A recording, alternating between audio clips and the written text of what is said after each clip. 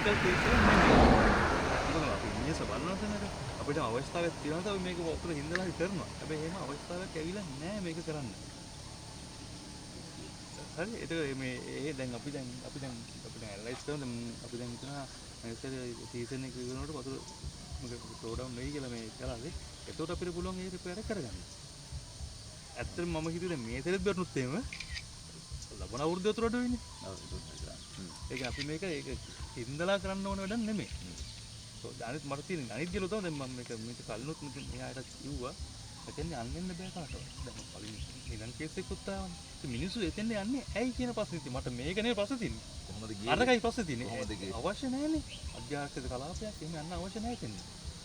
ඒකේ අධ්‍යාත්මික කලාපයක් කියලා යන්න දෙන්නේ එහෙම දායකත්ව කරලා තියෙන්නේ. නෑ අපි දැන් දැනමත් මේ බෝඩ් කියනවා ගල්ලා තමයි මිනිස්සු. දැන් මම දැන් මේක කරේ අපේ පරිසරයේ කොහොමද මට මේක බටක් දුන්නා මේ පෙන්ස් එක මම සම්පූර්ණ පාවිච්චි කරනවා.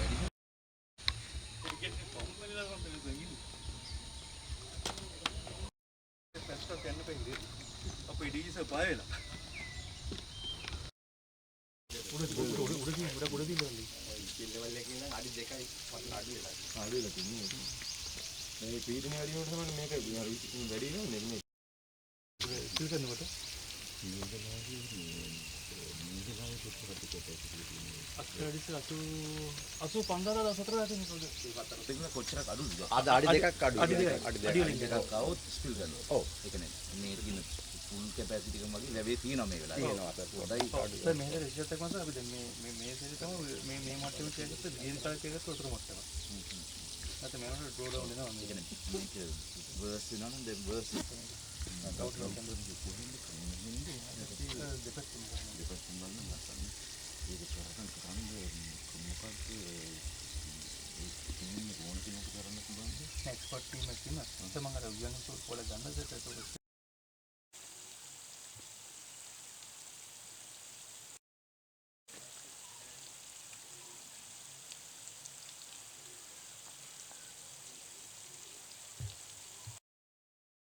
නමුත් දැන් ඊට පස්සේ තහනම් කරා.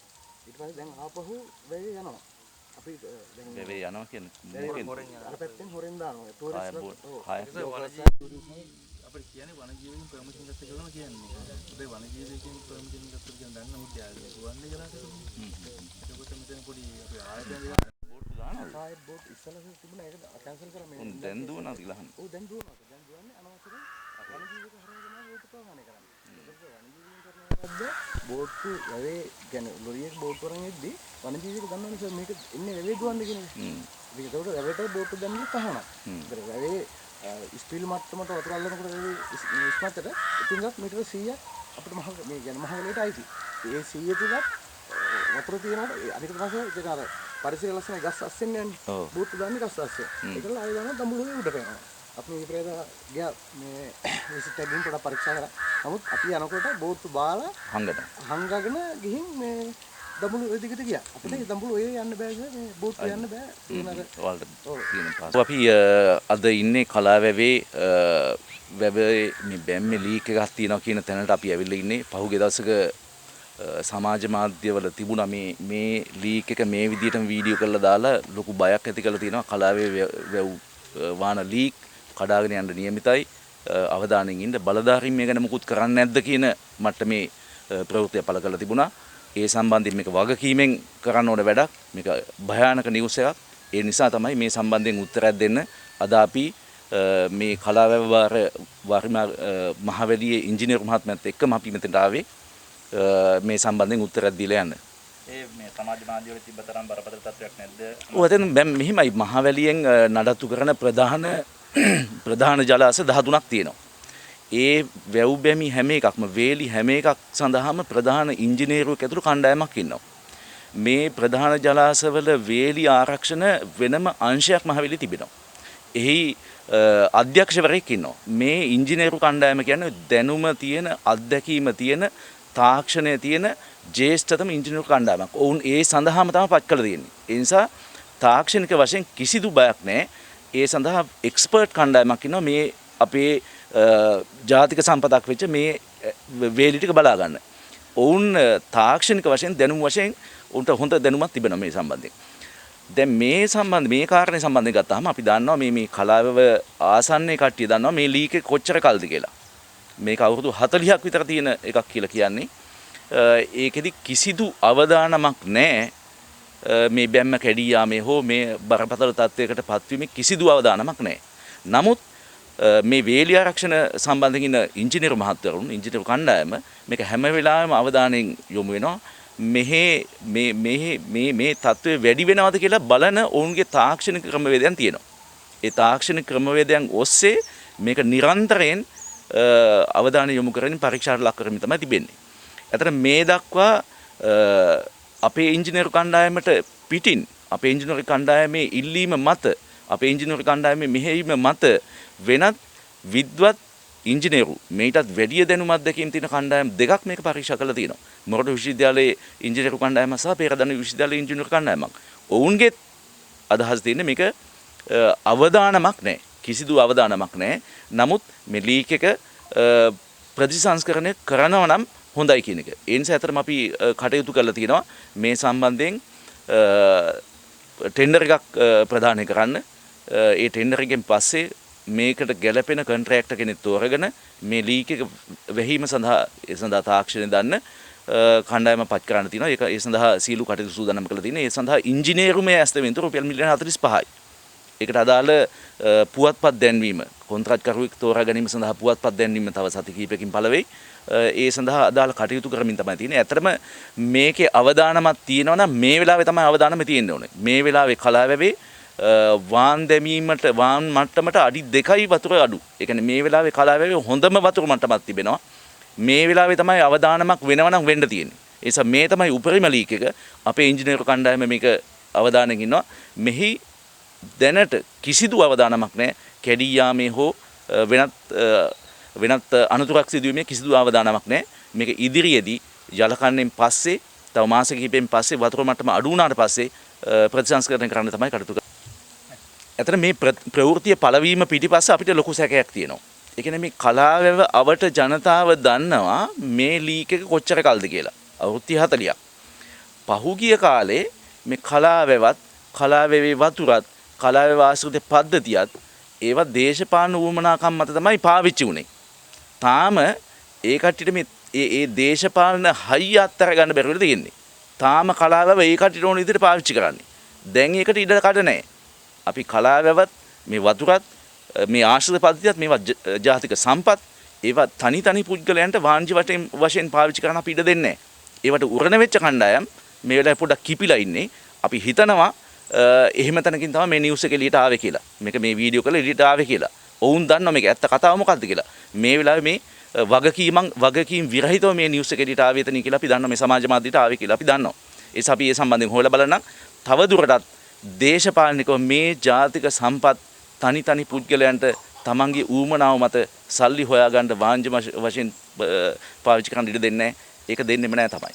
ඒ වගේම මෙතන ආරක්ෂක අංශයේ පැමිණිල්ලක් ඔබතුමාට කරා මේකේ බෝටු සේවාවක් කරනවා කියලා. ඒක නම් මොකක්ද ඉදිරි ක්‍රියාමාර්ගය? ඇත්තට බෝටු සේවාවක් තිබුණා. ඒ බෝටු සේවාව නිල වශයෙන් අපි නීති අනුකූලව නවත්තලා තියෙන්නේ. ඒකට ඉඩ දීලා නැහැ.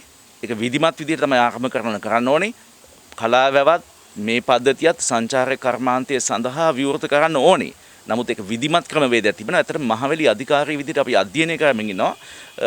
මහවැලි අධිකාරිය සතු ජලාශ මේ ජලාශ පද්ධතිය ජලාශ ආශ්‍රිත පරිසර පද්ධතිය කොහොමද සංචාරක කර්මාන්තය සඳහා යොදාගන්නේ කියලා. ඒක විධිමත් විද්‍යාත්මක අධ්‍යයනකින් පස්සේ තමයි වැඩ පිළිවෙල සහිතව කරන්න ඕනේ. එතකන් නවත්තලා තියෙන්නේ. නමුත් තාමත් පැරණි දේශපාලන සම්බන්ධතා මත පැරණි ඔවුන්ගේ අයිතිය කියාගෙන මේවා පාවිච්චි කරනවා කියලා අපිට දැනගන්න ලැබුණා. අපි මේ සම්බන්ධයෙන් නීතිමය වශයෙන් ක්‍රියාත්මක වෙන බලාපොරොත්තු. නම බුද්ධික මහේෂ් නවරත්න කාර්යභාර ඉංජිනේරු බෝතැන්න. මේ දවස්වල සමාජ ජාල ඔස්සේ මේ පිටුපසින් පේන වතුර කාන්දුව පිළිබඳව සමාජ ජාල ඔස්සේ ප්‍රචාරයක් ගියා. මම ඊයේ දිනේ තේලෙ මෙතන බැලුවා. නමුත් මෙම වතුර කාන්දුව අවුරුදු 40ක් තිස්සේ තියෙන එකක්. අපි මේක විඩෙන් විඩ මොනිටර් කරවුවා. ඒ වගේම අවස්ථා කීපෙදීම විද්‍යුතුන් ඇවිල්ලා, ඒ කියන්නේ විශේෂඥ ඉංජිනේරුවරුන් ඇවිල්ලා මේක පරීක්ෂා කරා. හැබැයි හැම අවස්ථාවකම මේ වුන් කිව්වේ මේක දැඩි අවදානමක් නැති දෙයක්. මොකද මේක කාදනයක් වෙන්නේ නැහැ. මේකේ ඩෑම් එකටවත් මේ කියන්නේ බැම්මටවත් ජලාශයේ ස්ථායීතාවයටත් කිසිම බලපෑමක් වෙන්නේ නැහැ. අපි තීරණය කරලා තිබුණේ වතුර අඩු වෙන කාලෙක මේ ප්‍රතිසංස්කරණය කරන්න. ඒ නිසා දැනට ලෝක බැංකු ව්‍යාපෘතියක් මගින් සැලසුම් කරලා දිනවා ඊළඟ ජල කන්නේ අවසානයේදී මේ ප්‍රතිසංස්කරණය කරන්න. දැන්ට හඳුනාගත්තේ මේ කාන්දුව මොන ආකාරයෙන් එන කාන්දුවක් විදිහටද? මේක මේ පොඩි ගල්පර දෙයක් ඇතුලින් තමයි කාන්දුව එනවා කියලා අපිට මේ එක්ස්පර්ට්ලා දන්ලා තියෙන්නේ. ඔව් ඒක ඇයි මෙතර කාලයක් මේකට මේ ප්‍රතිසංස්කරණය කරන්න වෙන අවුරුදු 30ක් බලන්නේ කියලා. නෑ ඇත්තට මේකේ ලොකු අවදානමක් තිබිලම නෑ. දැන් මේ අද තියෙන්නේ උපරිම ජල මට්ටමට වඩා අඩි දෙකක් අඩුවෙන් තියෙන්නේ. මම මේ කාලේ දීර්ඝ කාලයක් ඔය මට්ටමේ තිබුණේ මේ ජලාශය ජල මට්ටම. මේ තව අඩියක් දෙයක් යනකොට ඇත්තට මේකේ ජල කණු නතර වෙනවා. ඒ පොඩි තැන් තව බැම්මේ වල දකින්න කලින් ගියේව එහෙම වැහෙනවා. අඩු කියන්නේ සාමාන්‍යයෙන් ජලාශයේ ජල මට්ටම උස් පහත් වෙනකොට මෙහි තියෙන ඔය ලීක් එකත් අඩු වැඩි වෙනවා. ඉතින් ලොකු අවදානමක් තිබිලා නැහැ මෙතන. ඒ කෙසේදත් අපි දැන් මේක ප්‍රතිසංස්කරණය කරන්න කටයුතු කරලා තියෙන්නේ. අවදානමක් නැති එකක් ඇයි හදිසියේ දැන් මේ කන්නේ ප්‍රතිසංස්කරණය කරන්න යන්නේ? නෑ අපි මේ කොහොමත් එක්ස්පර්ට්ලා කිව්වා දැන් මේක මේ මට්ටමේ තියෙනවා කොහොමද අපි මේක යාවත් කාලනි කරගන්න එපා අපේ ඩෑම් ටික. ඒ නිසා මේ තියෙන අඩුපාඩු ටික හදාගෙන යමු කියලා තමයි කතා කරන්නේ. මේ ජල කාන්දුව ඒ කියන්නේ 40 30 මේ ප්‍රමාණයෙන්මද තිබ්බේ? වැඩි වෙලා අඩු වෙලා නැද්ද? අඩු වෙනවා. දැන් වතුර මට්ටමට අඩු වෙනවා. වැඩි වෙලා නැහැ. මොකද අපි සති නඩත්තු මෙහෙම කටයුතු කරනකොට අපි පීරියඩිකලි මේක මොනිටර් කරනවා මේ වතුර ප්‍රමාණය. ඒකේ වැඩිවීමක් වෙලා නැහැ කවදාවත්. ඒ වගේම ඔබතුමා කිව්වා මේක මේ අධිආරක්ෂිත කලාපයක් ලෙස නම් කරලා තියෙනවා කියලා. හැබැයි මේ අපිත් මෙතනට ඇතුළු වුණා විතර කලින් දවසක මේ ආවරණය සඳහා. හැබැයි කිසිම ආරක්ෂාවක් සපයලා නැහැ. උඩ ඉඳන් නිලධාරීන් මේ බලාන ඉන්න විතර අපි ඇවිල්ලා පැය භාගයකට ආසන්න කාලයක් හිටියා. හැබැයි ආරක්ෂාවක් අධිආරක්ෂිත කියලා නම් කරලා තිබ්බට ආරක්ෂාවක් දාලත් නැහැ. ආරක්ෂිත බෝඩ් මේ සවි කරලත් නැහැ. මම ආරක්ෂිත බෝඩ් නම් අපි නිතරම සහි කරනවා. ඒ වගේ මේ ඉන්න වටපිටාවේ ඉන්න සමහර මිනිසුන් ගල්ලා අයින් කළා තමයි මෙතෙන්ට එන්නේ. මොකද අපි එන්න හැම වෙලෙම කවුරු හරි මේ වටපිටාවේ ඉන්නවා. අපි මීට කලිනුත් මාධ්‍ය ඔස්සේ සහ නම් කරවුවා මේ තැන් වලට එන්න එපා කියලා. ඒ වගේම අපි ආරක්ෂණ දාන්නොත් පුදුම උත්සාහයක් දරන්නේ මේ තැන් වලට එන එක නවත්ත ගන්න. ඒ වගේ මේකේ මේ නිදානයක් ගොඩ ගැනීමක් සිද්ධ වුණා කියලා ප්‍රචාරයක් ගියා. ඒක ගැන මොකද තත්ත්වයවත් මන් මේ නිදානයක් කියන්නේ මෙහෙම දෙන කැණීම් කටයුත්තක් සිදු කරලා තිබුණා. අපි ඒක මේ නීතිමය කටයුතු සඳහා මේ ශ්‍රී ලංකා පොලිසියට බාර දීලා තින්නේ. ඒ තාම වාර්තාවක් අපිට ලැබිලා නැහැ. තාව සම්බන්ධයෙන් මේ තියෙන තත්ත්වය අතීතින් තත්ත්වය කොමන තත්ත්වයක්ද? ඇත්තටම මේ සම්බන්ධව අනීතික බියක් ඇති කරගන්න එපා කියලා තමයි ඉල්ලන්නේ මේ පහළ නිම්න කලාවේ දෙපස ජනතාවට මට කියන්න තියෙන අනීතික බියක් ඇති කරගන්න එපා. මොකද මේක සාමාන්‍ය තත්ත්වයක් මේ තිබුණු දෙයක් මේක. ඒ වගේම මේක ප්‍රතිසංස්කරණය කරන්න කොහොමද කාලයක් යනවද? කොයි විදිහටද කරන්න ඉන්නේ ඔබතුමන්ලා? ඔව් මේක සාමාන්‍ය ස්වභාවිකව දැන් වතුර අපි දීලා වතුර අඩු මට්ටමට ආවට පස්සේ තමයි මේක රිපෙයාර් එක පටන් ගන්න යන්නේ. මොකද නැත්නම් අපි මේක අඩු කරලා මේක මේ රිපෙයාර් එක අපි කරන්නේ නැහැ. මොකද කලාවෙන් හෙක්ටයාර් 25000ක විතර අස්ස දෙනවා මේ එච් කලාපයේ ජනතාව. දැන්ට අක්කරලි කොච්චර කලාවේ තියෙන මේ වෙනකොට? අද මේ වෙනකොට තියෙන 83400ක් තියෙන මේ වෙනකොට. සම්පූර්ණ ජල දරන අක්කරලි ලක්ෂයක්. ඉහළින් දැනට ජල එනවනේ ජල පොළොවට. ඔව් ජලය ලබා දෙනවා පහළට. එතකොට මේ කන්න වලට වතුර දුන්නාට පස්සෙත් උඩින් වතුර આવොත් කරන්න වෙන්නේ නැහැ. වතුර අඩු වෙන කාලෙක තමයි කරන්න වෙන්නේ නේ. නෑ මෙහෙමයි අපි ඔක සැලසුම් සහගත ලෙස තමයි කරන්නේ. මොකද අපි කන්න අවසානයේට අපි මේක වතුර නිකුත් කිරීම අඩු කරනවා. ඒ කියන්නේ ඔෆ් සීසන් එකේදී. එතකොට මේකේ වතුර අඩු වෙච්චාම අපි මේක කරන්න තමයි බලාපොරොත්තු වෙන්නේ. සාමාන්‍යයෙන් කොච්චර කාලයක් වගේ දැනට අස්තමේන්තු කරගෙන ඉන්නද කොයි වගේ කාලයක මේක කරන්න පුළුවන් වෙයි කියලා? බොහෝ විට අගෝස්තු තමයි අපි ප්ලෑන් කරන් ඉන්නේ. මේසෙත් වතුර අඩු නැත්නම් අපි ඇත්තටම ප්ලෑන් කරේ ලබන අප්‍රේල් මේ මාර්තු අප්‍රේල් වගේ වෙනකොට වතුර අඩු කාලෙක මේක කරන්න. එතකොට මේක මේ කොන්ත්‍රාත්තුව පිරිනැමීමට ටෙන්ඩර් දාන්න කොච්චර කාලයක් වගේ යනවද? අපි ලබන හතිය කොහොමද මේක පේපෑඩ් එක දානවා මේ පත්තරේ දානවා මේ ටෙන්ඩර් කෝ කරන්න. ඊට පස්සේ අපි එවෝඩ් කරන බලාපොරොත්තු වෙනවා. ඉතින් අපි එවෝඩින් එක ගහලා මේ බලන මේ කොයි කාලෙද අපිට කරන්න සුසු කියලා. ඊළඟට සාමාන්‍ය මේ වගේ මේ කොන්ත්‍රාත්තුවක් කරන්න විශේෂිත කණ්ඩායම් ඉන්නවද කොහොමද? ඉන්නවා. ලංකාවේ තියෙන අපේ යුනිවර්සිටිස් වල අපි උදව් ගන්න මේවට එක්ස්පර්ට්ලා ඉන්නවා. අපි එයාලගේ මේ සුපර්විෂන් ගන්න මේ වැඩේ කරන් යනකොට